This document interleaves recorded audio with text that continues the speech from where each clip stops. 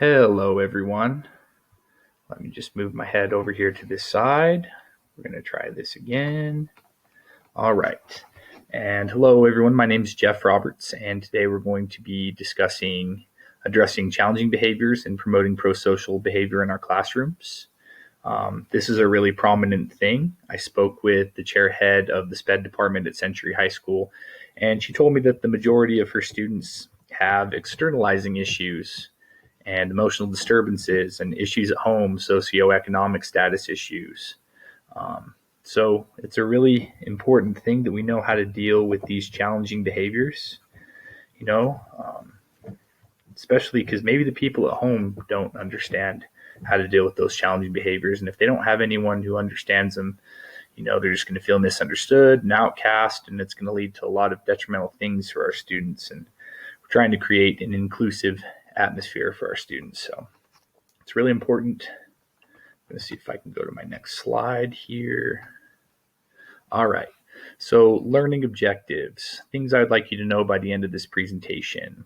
First off, what practices can be used to foster student relationships and communication? Secondly, what are effective classroom management practices? Thirdly, what are the goals of misbehavior?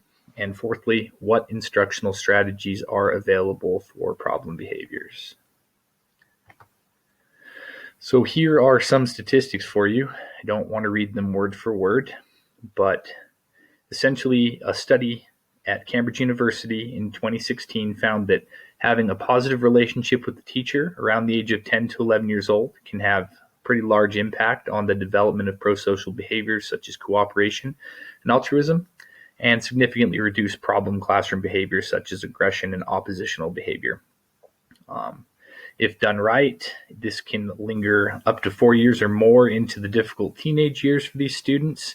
And here are the numbers, the big one being on average, they will display 56% less oppositional defiant behavior, such as argumentativeness and vindictiveness towards authority figures. We want students to respect authority, we want students to respect each other, and we want to have an atmosphere that is comfortable for all students to come to and to participate in. And because if we don't, then those challenging behaviors are just going to be amplified tenfold, so we want to have a good relationship with our students, and that's very important. We're going to talk about it a little bit more here. All right. So when we are trying to address some of these challenging behaviors, the way that we can start is by fostering really positive relationships with our students. The first way we can do that is by getting to know our students on an individual level. I'm really big about that. Students need to feel valued and feel important and feel like they have a place, and getting to know them is a really great first step. So by getting to know your students, especially ones with challenging behaviors, most of the time they'll have an IEP if it's prominent across the school. And if not, then that's something that you'll be monitoring. And if it gets too bad, you might want to start the referral process with the IEP team and get that ball rolling. So if they do have an IEP, you will want to know what their IEP is, what accommodations need to be made for that student in order to best meet their needs and keep order and good conduct in the classroom. So good ways to get to know your students outside of that, the book recommended an interest inventory, which would be kind of like a survey or a questionnaire with just random questions, or they don't have to be random. They can just be questions about the student. They can answer like, what's your favorite candy bar? What's your favorite race car? Things of that nature, just so you can kind of tailor your teachings to the interests of your students, especially if you have a classroom with a lot of common interests. You might not know that without doing an interest inventory or something along those lines. So that is a good way to do it. Bell ringer activities are another good way. We do it in our class with my CT. I'm teaching health out at Franklin Middle School, and we always have a question of the day, which it could be anything. Your favorite soup? What did you do over the weekend? Just anything to give the students an opportunity to share things about themselves with you and the class so that you just get to know them better. And like I said, maybe tailor some of those teachings to those students, because we need to find ways for the kids to take the content and apply it to their own lives so that it develops a deeper level of transfer and meaning for them. Also, just having conversation with your students to foster those positive relationships is really important. Something simple as how's your day when you walk in, or just saying hello, or asking them about track practice or anything along those lines to develop that connection can be really helpful. And then there's motivational practices to help with fostering that relationship. That can start with student-centered learning, which means you're going to give your students an active role in their own learning.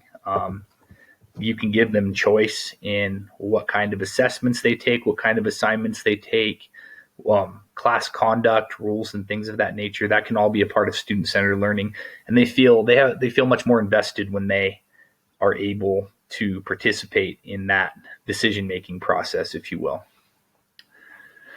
Also, being culturally responsible.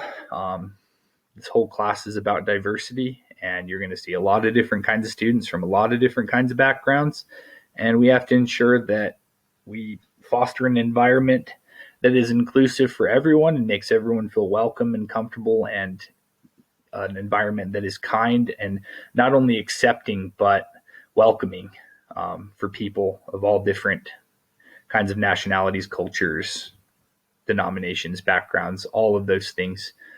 Motivational practices, being smooth and organized with your transitions in between activities and things of that nature really is motivational to students. They like a teacher who has it together.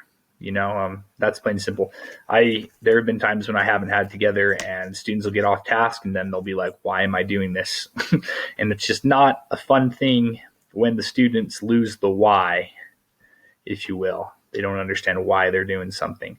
Along with that goes time management and getting to know your students. The way my CT does it, and I think it's pretty brilliant, simple. You have a seating chart with everyone's name in it, and as they come in, they come in, you make the seating chart for them, you put their name down, and every day at the beginning of class until you get all their names, you just kind of play the memorization game until you have all their names down. And that also really helps with taking attendance. Once you do know everyone's name, you look at your seating chart, see who's not in their spot by the time that the bell rings. So it's helpful with attendance. It's a way to be organized, and it's a way to help know your students' names, because sometimes you'll have like 30 kids in one class, which is crazy to know all of them. Fostering communication in your classroom, student-teacher communication, and communication with parents and keeping everyone in the loop is highly important when it comes to mitigating risk for really high-level challenging behaviors and promoting pro-social stuff. A good way to do that is conduct student meetings. I think of that as like an open door policy. Students can come to me and talk to me anytime they want about anything. I'm available. And it's also a welcoming atmosphere where I welcome them to come talk to me about stuff. But those can also be individual. You can initiate those as well to address challenging behaviors with students. When addressing challenging behaviors in class, the way that you speak to students is very important by using iMessages. A good way to do that would be like, Johnny is just constantly interrupting, not raising his hand, things of that nature. And you say, Johnny, I really appreciate you as a student, but when you interrupt what I'm saying during class, it's really disruptive and it makes me feel this way or that way. So just being clear and consistent with those messages and using good communication strategies is important. Setting appropriate expectations with students, such as the daily schedule, directions for assignments, transition in between stuff, different activities, is highly important, because when students don't know what's going on, or they have questions, or they get a little bit antsy and unfocused. So it's important to communicate things that are going on within the class as often as possible and as clear as possible, so that students don't freak out. And lastly, specific praise is really important. Good job doesn't do anything for a student, because they don't know why you said good job. You could, and they might not even believe you. It lacks authenticity, if you will, when you say good job. So it's important to be specific with that praise. If Johnny did a great job with his writing, he wrote a 5-paragraph essay exactly the way that the rubric said, you can tell him, you followed the rubric perfectly, and your formatting and your grammar and your punctuation was phenomenal. And then you can say good job after you've been more specific about that, giving them some good positive feedback. Classroom management. This pretty much comes down to how you want your classroom to be set up, how you want everything to be facilitated, and some strategies for that. Optimizing your learning environment through physical arrangements. The book recommends a couple different ones. If your class is mostly going to be a lecture style class, maybe you just want the desks front to back in even rows so that everyone can see the teleprompter and see the podium and see you. So they have a clear, they can see everything well and they can hear well, and there's really no issues. If it's a classroom that's more collaborative and you want it to be with small groups, maybe you have desks clustered in groups of 4 throughout there, and then those students can have study buddies throughout the whole time if there's lots of classroom discussions and case studies, things like that. So maybe that's a better setup for you physically. Understanding traffic patterns. Maybe you don't want to put the pencil sharpener right next to the collaborative area, because the pencil sharpener is really loud, and it would maybe make that group who's collaborating lose focus. So understanding those kinds of things. Seating arrangements, that's something that's done all the time. If you have students who just love to talk to each other and disrupt class, and that's part of the deal as to why the misbehavior is happening, maybe it's best to separate them and make a seating chart that is conducive with non-disruptive behavior. With itness is something that the book describes, and it's pretty much just being alert of your surroundings, alert of your students' facial expressions, their body language, things of that nature. So you can make adjustments as necessary if things aren't going well. And that just goes along with observing and adapting as necessary. Observe your class and you're going to make changes as necessary. Things are never going to go as planned, and that's just the nature of the beast. All right, here. Hold on. All right. Let's see if I can move my head over here. Sorry, I'm struggling today. So, goals of misbehavior. The book talks about it. There's 4 goals of misbehavior that the book's pinpointed. The most common one that I've seen is attention getting. And the description of the behavior would be that the student demands excessive praise or criticism. More so, I've seen students just try to say outlandish things to try and get attention, because they don't care whether it's good or bad attention. They just need attention, maybe because they don't get it at home or whatever the case might be. Some techniques to deal with that would be to planned ignoring is what they call it. I just think of it as don't sweat the small stuff. If they said one thing that's pretty outlandish and I just want to engage in that conversation and amp them up even more, then it's not going to go away. It's going to be worse, and they're going to do it more often rather than less often. Again, using clear, consistent messages like iMessages really helps. You can lower your voice, change the activity, things of that nature. Second would be power and control. That student would try to manage situations and get their own way, be forceful. Removing the student from the group would probably be the one that I would do if they were treating their peers that way. There's something else that we'll talk about, contingent observation, which we'll talk about in the next slide. Revenge. Student engages in malicious behavior. Timeout / loss of privilege would be a way to deal with that. And finally, inadequacy. The description of the behavior would be uncooperative, and they would want to avoid certain situations. The main one I would say that's not on here is provide more positive feedback and positive encouragement to make them feel like they're more capable, and maybe sit them down, have more conversation with them one-on-one, and see what's really going on with that. So when assessing behavior in your classrooms, the behaviors needs to be observable, measurable, consistent over time, and of great concern or importance. It's recommended that the teacher has a system for observing behavior, whether you have like a chart or you have an ABC thing, like assessing behavior type chart that helps you keep record of different behaviors that happen, different incidences and occurrences that happen and stuff like that. Noting the type of behavior is important. Noting when they occur, how long they occur, and what you did is helpful. And if you really need to be organized, you can use the ADAPT framework, which it shows in the book. So instructional strategies for problem behavior, as we already talked about, planned ignoring, redirecting. So instead of giving them a negative feedback or a negative consequence for their behavior, just explain to them what the appropriate behavior is and then give them positive reinforcement for engaging in that. Contingent observation would be removing the student away from the group, but they can still observe. I do that with some of my basketball players. If I don't get the right amount of effort and they want to kind of lie to me about their effort by saying, like, I'll say, on a scale of 1 to 5, what was your effort? And they say it was a 5, but it was a 2. I'll say, okay, I don't think that you're being honest with me here. Just want you to stand on the sideline and watch for a while. That's a technique I've used in the past. Criterion-specific rewards would be extrinsic positive reinforcement, like throwing a pizza party if we've been good for 30 days. If we're 30 days incident-free, we can have a pizza party. That's an example of that. I don't think it's a good example, but it's an example.